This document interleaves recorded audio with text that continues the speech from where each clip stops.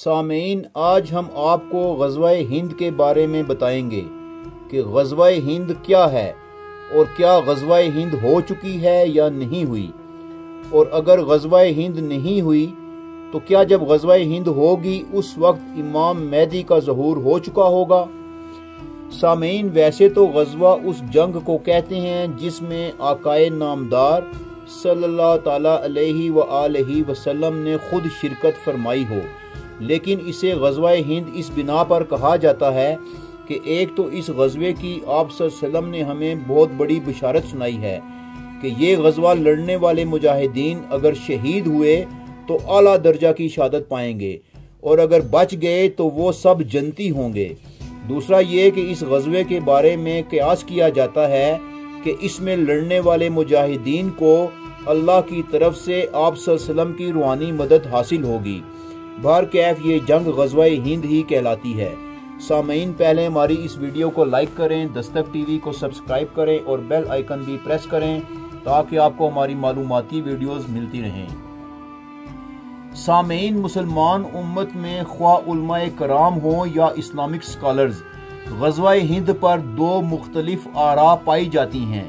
उलमाए कराम और Islamic scholars का एक स्कूल ऑफ थॉट कहता है कि ग़ज़वा हिंद हो चुकी है, जिसकी इब्तिदा मोहम्मद बिन कासिम से हुई, फिर उनसे 3 सदियां बाद सुल्तान महमूद गजनवी के हिंदुस्तान पर 17 हमले करना, हत्ता के सोमनाथ के बुत को भी पाश पाश करना, और फिर इसके बाद सुल्तान शहाबुद्दीन गौरी का हिंदुस्तान फतह करना और पहली इस्लामी मुमलिकत कायम करना।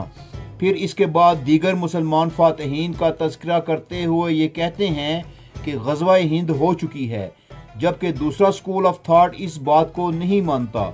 उनके नज़दीक ये पिछली जंगें भी ग़ज़वा हिंद ही की कड़ियाँ थीं, लेकिन असल ग़ज़वा हिंद अभी होगी, और जो बिशारत जिस लश्कर की सुनाई गई है वो यही लश्कर होगा जो अब ग़ज़वा हिंद लड़ेगा। इस ज़िमन में हम आपको 3 अहादीस मुबारका सुनाते हैं, ज़रा गौर फरमाइएगा। हज़रत अबू हुरैरा रज़ी अल्लाह ताला अन्हो से रवायत है कि नबी करीम सल्लल्लाहु ताला अलैहि वसल्लम ने हिंदुस्तान का तज़किरा किया और फरमाया, ज़रूर तुम्हारा एक लश्कर हिंदुस्तान से जंग करेगा, अल्लाह इन मुजाहिदीन को फतह अता फरमाएगा, हत्ता के मुजाहिदीन उन हिंदुओं के बादशाहों को बेड़ियों में जकड़ कर लाएंगे, और अल्लाह इस जिहाद अजीम की बरकत से इन मुजाहिदीन की मग़फ़िरत फरमा देगा। फिर जब वो मुसलमान वापस पलटेंगे तो ईसा इब्ने मरियम को शाम में पाएंगे। हवाला कंजुल आमाल। ये हदीस नईम बिन हम्माद रहमतुल्लाह अलैह ने अपनी किताब अल फितन में रवायत की है। सामीन, ये हदीस पाक सुनने के बाद हज़रत अबू हुरैरा रज़ी अल्लाह ताला अन्हो ने आकाए नामदार सल्लल्लाहु अलैहि व आलिहि वसल्लम से कहा कि अगर मैंने यानी हज़रत अबू हुरैरा ने वो ग़ज़वा पाया तो अपना नया और पुराना सब माल बेच दूंगा और इस ग़ज़वा में शिरकत करूंगा। जब अल्लाह ने हमें फतह अता कर दी और हम वापस पलट आए तो मैं एक आज़ाद अबू हुरैरा हूँगा, यानी जहन्नम से आज़ाद और जन्नत का हकदार, और मैं मुल्क शाम में इस शान से आऊँगा कि हज़रत ईसा इब्ने मरियम को पाऊँगा। या रसूलल्लाह, मेरी उस वक़्त शदीद ख्वाहिश होगी कि उन्हें बताऊं कि मैं आप सल्लल्लाहु अलैहि वसल्लम का सहाबी हूँ। फिर यही सहाबी बताते हैं कि हुजूर अकरम सल्लल्लाहु अलैहि वसल्लम ये सुनकर मुस्कुरा पड़े और हंसकर फरमाया, बहुत मुश्किल, बहुत मुश्किल। यानी आप सल्लल्लाहु अलैहि वसल्लम जानते थे कि वो ग़ज़वा आखिर दौर में होगा। इस हदीस मुबारका को भी नईम बिन हम्माद रहमतुल्लाह अलैह ने अपनी किताब अल फितन में रवायत किया है।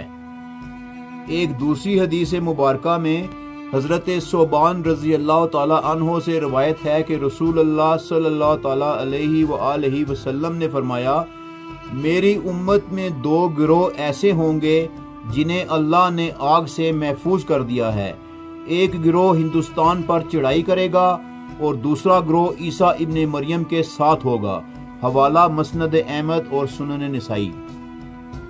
इसी तरह एक और हदीस मुबारका में حضرت صفوان بن عمر رضی اللہ تعالی عنہ سے روایت ہے کہ رسول اللہ صلی اللہ علیہ وسلم نے فرمایا، میری امت کے کچھ لوگ ہندوستان سے جنگ کریں گے، اللہ انہیں فتح عطا فرمائے گا، حتیٰ کہ وہ ہندوستان کے بادشاہوں کو بیڑیوں میں جکڑ کر لے آئیں گے۔ اللہ ان مجاہدین کی مغفرت فرما دے گا، اور جب وہ شام کی طرف پلٹیں گے تو عیسیٰ ابن مریم علیہ السلام کو وہاں پائیں گے۔ اس حدیث کو نعیم بن حماد رحمۃ اللہ علیہ نے اپنی کتاب الفتن میں روایت کیا ہے۔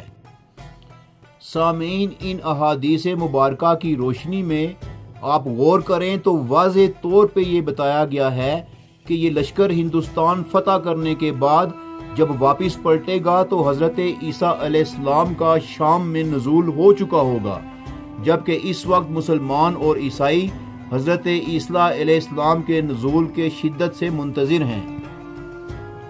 اب ہم آپ کو دو مزید احادیث مبارکہ سناتے ہیں، آپ ان پہ ذرا توجہ فرمائیں۔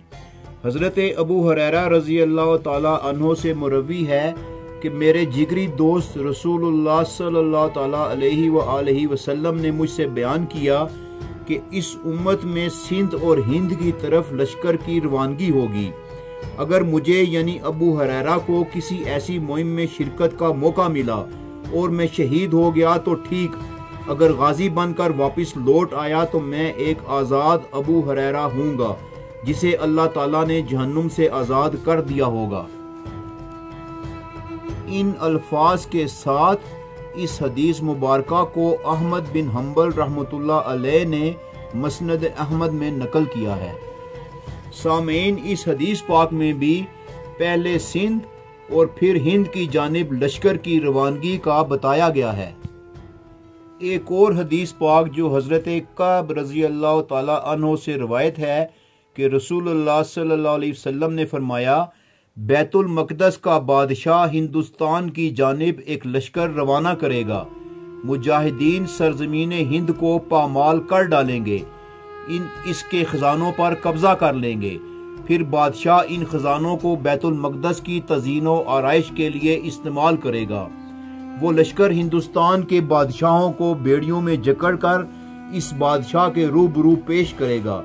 اس کے مجاہدین بادشاہ کے حکم سے مشرق اور مغرب کے درمیان سارا علاقہ فتح کر لیں گے اور دجال کے خروج تک ہندوستان میں قیام کریں گے۔ یہ حدیث پاک حکم کے لحاظ سے مرفوع کے درجے میں آتی ہے۔